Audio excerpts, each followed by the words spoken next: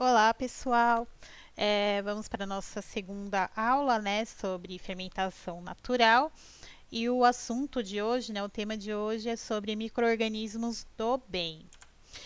E para iniciar, né, eu vou falar um pouquinho a introdução aqui dos tópicos. Então, vou abordar a evolução histórica, importância da ação dos micro-organismos, como eles estão dispostos aí na natureza, na medicina e na indústria de alimentos.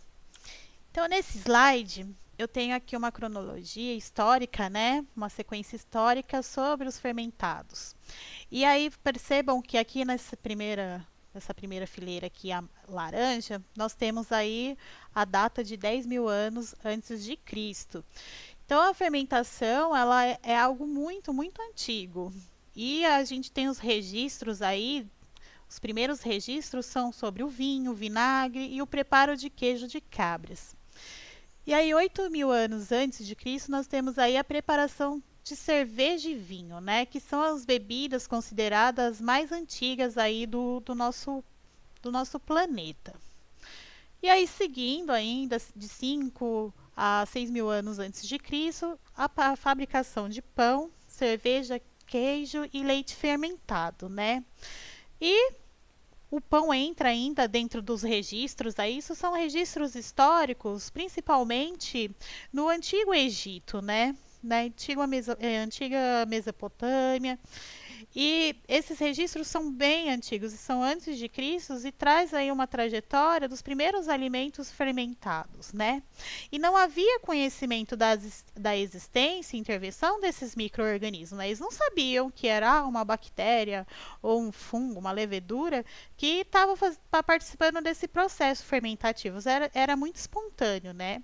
E os produtos da fermentação, eles foram usados desde a antiguidade, né? Como vocês podem perceber aqui pela essa linha histórica, né? E aí a mais atual que a gente tem ainda dentro desses alimentos fermentados é a soja fermentada, que a gente tem registro aí mais relacionado na região ali da China, entendeu? Dos países asiáticos. A verdadeira causa da fermentação, ela não era bem compreendida, né? Não tinha um conhecimento a respeito. A gente veio ter conhecimento, né, de como essa fermentação ocorria, como ela era compreendida, só a partir do século XIX. Então, nesse próximo slide aqui, é só uma imagem aqui da microbiologia e dos alimentos, o quanto ela é antiga, né? E aí, como a gente consegue visualizar que na Babilônia antiga, por exemplo, eles registravam também a fabricação de cerveja. Então, a cerveja, o pão e o vinho são alimentos, né, bebidas e alimentos que são considerados mais antigos aí do mundo. E há outros vários registros também no Egito e principalmente na Mesopotâmia, porque eles acreditam que, dentro dos estudos, né, históricos, que esses fermentados eles são bem mais antigos até que a própria agricultura. Então a gente está falando de milhares de anos atrás, se a gente for considerar todo o perfil histórico. E aí, para iniciar aqui, né, que ainda há registros que comprovem o uso desses alimentos, né, pelos sumérios, egípcios e antigos, mas a gente precisa também entrar na cronologia aí também dos cientistas que foram muito importantes aí para a descoberta, né? Então, nesse primeiro quadrinho aqui, a gente tem o Robert, né, que com o aparecimento do microscópio, ele começou a estudar um pouquinho a respeito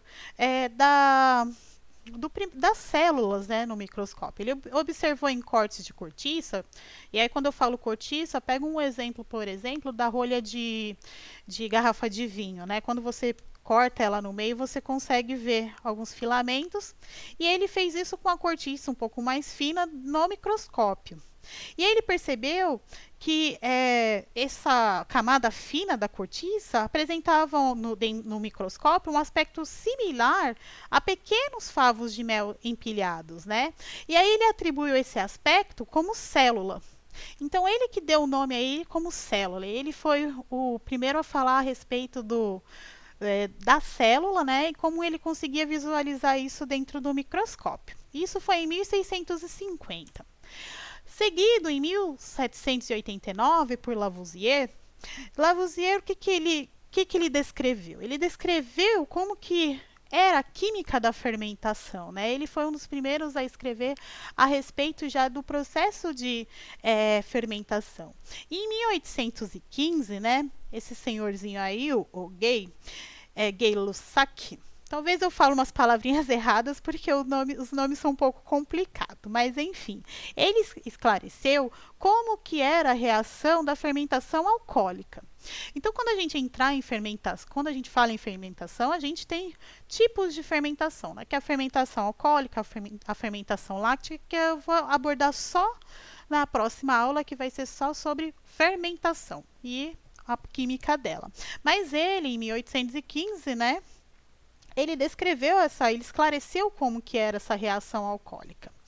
E em 1836, entre 1836 e 1839, esses dois indivíduos aí, eles formularam a teoria da fermentação como um processo catalítico. Esse processo quer dizer o quê? Sobre como que é a velocidade da reação dessas substâncias, né? Então, estou colocando uma ordem, né, de como que começou esses estudos, né? Não foi de um dia para o outro. A ciência, ela tem uma cronologia e se a gente for pensar na história da ciência também, cada indivíduo morava em um país e as trocas de informações, elas não eram como hoje, né? As informações, elas demoravam um pouco para ser transmitidas, né? Hoje a gente tem o WhatsApp, a gente tem as redes sociais, enfim, um e-mail que simplesmente você, putz, descobri isso, consegui identificar, postulei essa informação, enfim, estou refutando o que o meu colega cientista está falando, vou enviar um e-mail, vou divulgar. A divulgação científica, ela era como que eu posso dizer? Ela não era muito esclarecida, né? Demorava muito para se obter as informações, entendeu? Mas mesmo assim, elas estavam sendo estudadas. Então, percebam que a ordem, né, dessas descobertas às vezes pode demorar alguns anos para a gente ter essas informações. E depois a gente pode falar um pouquinho sobre história da ciência e como ela se relaciona com os dias de hoje, né? Mas enfim, vamos prosseguir aqui, sem delongas. Então a gente entra aqui em 1857 com Pasteur. Então, Pasteur, em 1857, ele estabeleceu a teoria vitalista da fermentação, porque ele foi um dos estudiosos aí que estudou a fermentação também, os processos fermentativos. E aí, em 1871, só em 1871, Pasteur ele mostra que o levedo, né? O levedo nada mais é que a levedura, que é um fungo. Esse levedo é vivo e é necessário para o processo da fermentação, né? A gente tem conhecimento hoje só do levedo como um micro-organismo fermentativo? Não, a gente tem outros, mas dentro desses estudos realizados pelo Pasteur, permitiram verificar que a fermentação alcoólica, por exemplo, ela está sempre associada ao crescimento dessas leveduras, né, desse fungo. Mas que se estas fossem expostas a quantidades importantes de oxigênio, elas produziriam água e dióxido de carbono, entendeu? Ou seja, a gente não ia conseguir ter o processo aí alcoólico. Então, ele estudou todo esse procedimento para ver que com as leveduras ideais, com um processo ali ideal, um meio ideal, em vez de ter água e dióxido de carbono, a gente teria um resultado em que essas leveduras elas fariam a fermentação e aí a gente teria o álcool e o dióxido de carbono. Ok? Então, assim, foi um processo longo e ainda dentro dessas observações aí do Pasteur, ele concluiu que a fermentação é um mecanismo utilizado, então, pelos seres vivos, né? Ele concluiu com as leveduras, mas a gente tem que considerar também outros micro-organismos que estão aí no meio e que também participam dessa fermentação. E aí, então, ele postulou aí que precisa desses seres vivos para produzir energia, na ausência de oxigênio. Mas a gente vai ver mais para frente que dentro da fermentação nem sempre é esse processo, só na ausência. Tem alguns micro-organismos que fermentam com a presença do oxigênio, entendeu? Mas é um processo um pouquinho mais longo e eu vou deixar só para a aula mesmo do processo químico, bioquímica da fermentação, ok? Aqui é uma parte só histórica para conhecimento. E aí o Harold, né, em 1898, ele forneceu descrições gerais das células de diversas leveduras. Então ele já entra já com a parte mais da biologia desses seres vivos, né, e fala um pouquinho de como que é a célula, por exemplo, de uma levedura e de uma bactéria, um lactobacilo, por exemplo, que nós vamos ver a morfologia também desses indivíduos, né, desses seres vivos, ao longo das nossas aulas aí sobre fermentação. E, bom, ainda falando um pouquinho, né, ainda retomo, o Pasteur, ele foi um dos, assim, ele contribuiu muito dentro desse processo da fermentação, porque ainda voltando nele, né, eu tenho até duas fotos aqui, o Pasteur, né, quando ele estudava todo esse processo aí fermentativo, ele ajudou muitos cervejeiros, né, na época, e vinicultores lá na França. E ele descobriu que um tipo de levedura ele produzia um vinho bom, mas um segundo tipo, ele tornava azedo. E aí, quando a gente fala azedo, a gente lembra aí do processo fermentativo do vinagre. Então, por curiosidade também, pode parecer longo esse slide, mas a gente fala assim que não tem vencimento, né, o vinho, quando ele vem de um processo fermentativo bom, com a levedura ideal. E quando ele não vem com esse processo ideal, a gente acaba obtendo depois de um tempo, em vez de vinho, a gente vai ter o vinagre. Bom, para finalizar, em 1908, né, a gente tem aí a nossa descoberta, a última descoberta aqui que eu vou abordar, não a última, mas uma das principais, né, porque ao longo da história a gente tem muitas informações, mas uma cronologia que eu vou colocar até 1908, que esses dois pesquisadores, o Arden e o Young, eles elaboraram a equação global da fermentação alcoólica. Essa é a equação que eu falo que é demoníaca, né? Porque muitas pessoas elas têm muita dificuldade, né? Muitos alunos, e isso é dentro no ensino médio, na universidade, ao longo dos anos para entender esse processo. E na parte da aula da bioquímica da fermentação, eu vou explicar um pouquinho como que funciona essa reação aqui alcoólica, tá?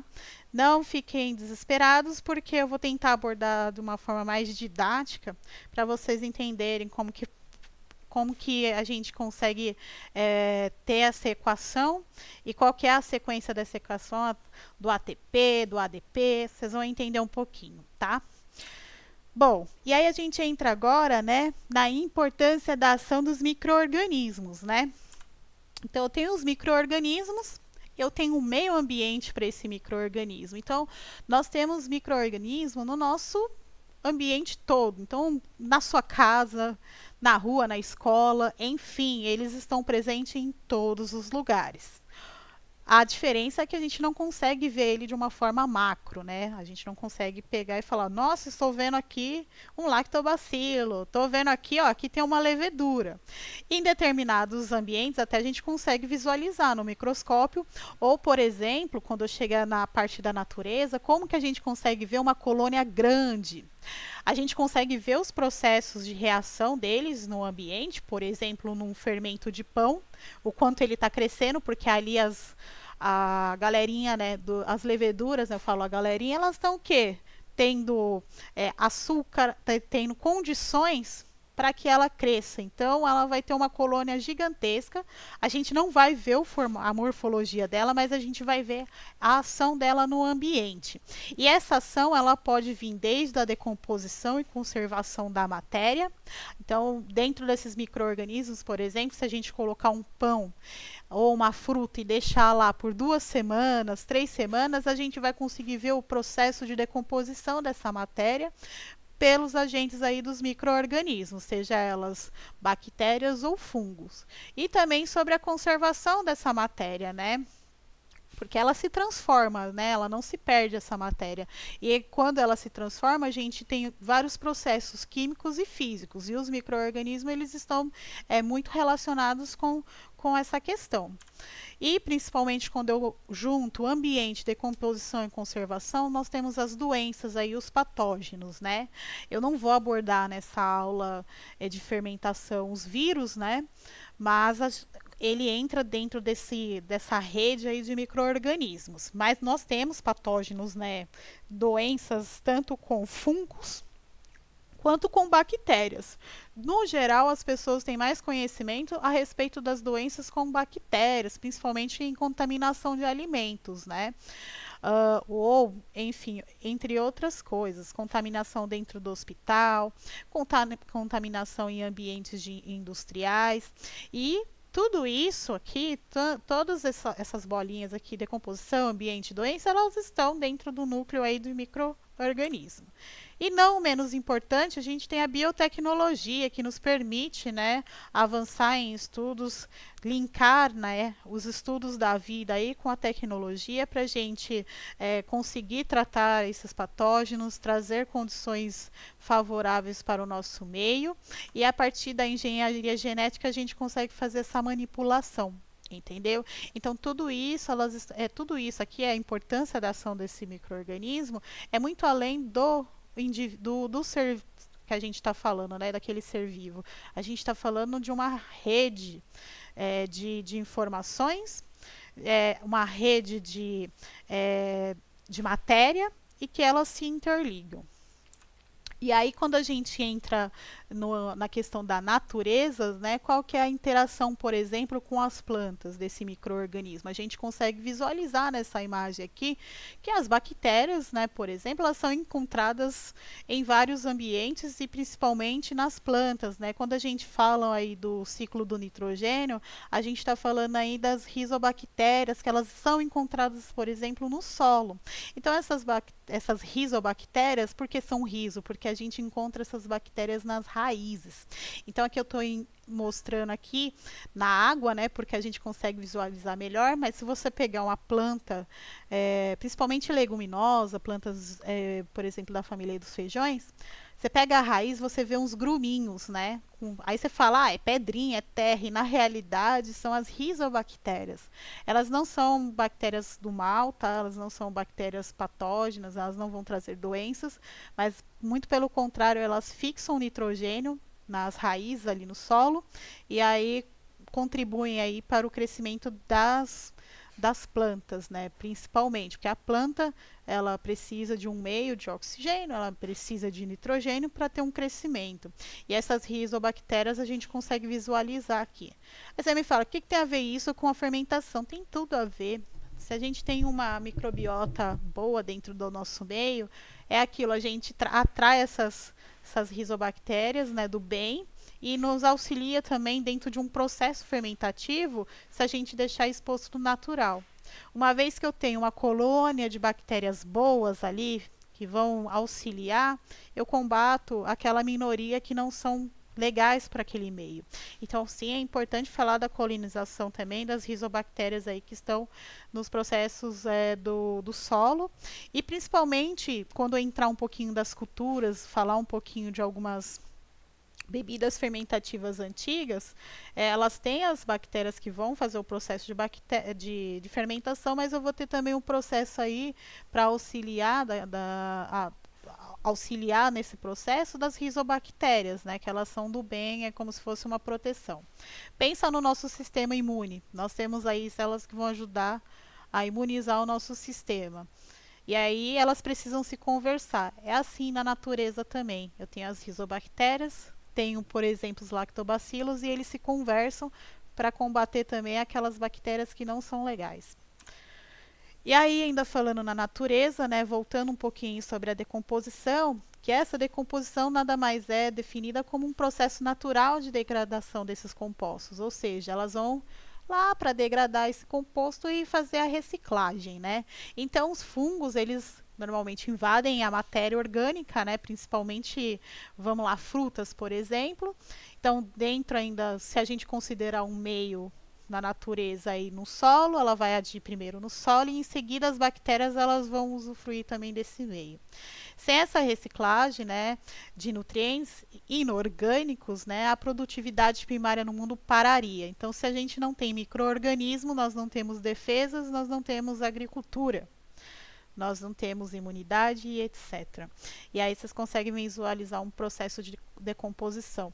E quando a gente fala em decomposição, as pessoas têm a ideia de que decompor é uma coisa ruim. E não, decompor é ideal, decompor é reciclar também. E na medicina, não vou me aprofundar muito, mas aí a gente tem a, a penicilina, né, que ela foi muito importante aí, ela é foi produzida a partir de um fungo, e quem tiver interesse de conhecer mais a respeito, eu acho super interessante para os alunos aí de biologia, porque foi a partir da penicilina que a gente tem aí os antibióticos, né? Foi um dos primeiros estudos aí sobre o antibióticos e ele é um dos mais usados. E a história é bem legal que foi muito do acaso, né? Que o Alexander ele conseguiu descobrir no acaso este antibiótico que é tão utilizado atualmente. E aí a gente tem a contribuição também desses micro-organismos na vacina. Então a gente tem a história da vacina descoberta pelo Edward em 1796 e geralmente era feito de versões fracas ou inativas dos mesmos micro-organismos que nos deixam doentes. Geralmente eles usam aí para as vacinas, principalmente as bactérias. Óbvio que vocês estão vendo muitos noticiários aí sobre o vírus, que a gente precisa, a partir desses vírus, também fazer as vacinas. Não vou me aprofundar, porque é só para trazer informação um pouco aqui da importância desses micro-organismos. E aí entra na indústria de alimentos, né? Quem são essas criaturas aí dentro da indústria de alimentos? Então a gente tem aqui principalmente falado muito lá na evolução histórica do queijo, iogurte, pães e massa. Então, o iogurte a gente tem a fermentação que é uma fermentação láctica, né, que é a partir do ácido lático, e a gente consegue ter a produção de iogurte, queijo, não só este, mas a gente consegue, por exemplo, ter o kefir, que a partir do kefir a gente consegue também desenvolver, né, transformar em queijo e iogurte, e eu vou me aprofundar depois. Mas a gente também tem dentro desse processo do queijo e iogurte alguns fungos que são usados para fazer o queijo. E aí nessa imagem vocês conseguem ver o famoso lactobacillus, né? Quem nunca tomou o leite fermentado, né, da marca lá da Yakult, né? Todo mundo fala Yakult, mas Yakult é uma marca. O leite fermentado é a partir desses seres aqui que ajudam bastante na nossa microbiota, no intestino, no estômago, são os lactobacilos. E são benéficos, né? A gente tem também, dentro desse meio aqui de queijo e iogurte, alguns probióticos que vai ter uma aula só a respeito dos probióticos. Temos os pães e massa, né, que é o fermento usado para fazer os produtos de pão.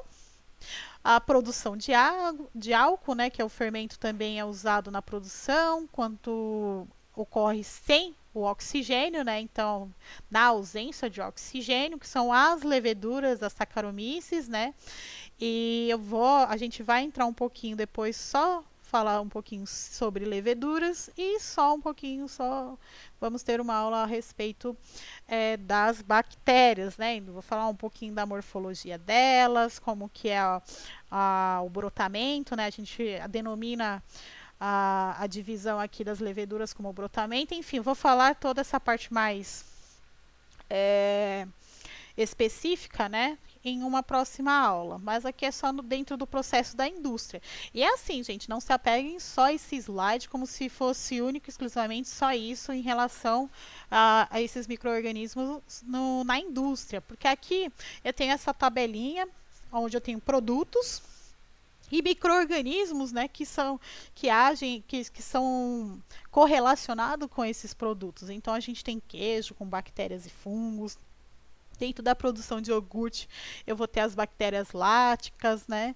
Manteiga, bebidas alcoólicas ocidentais, eu tenho as bebidas alcoólicas orientais, que eu posso usar fungos e leveduras, porque eu não, dependendo do tipo da bebida, eu não vou usar só leveduras, eu uso também alguns fungos selvagens aí.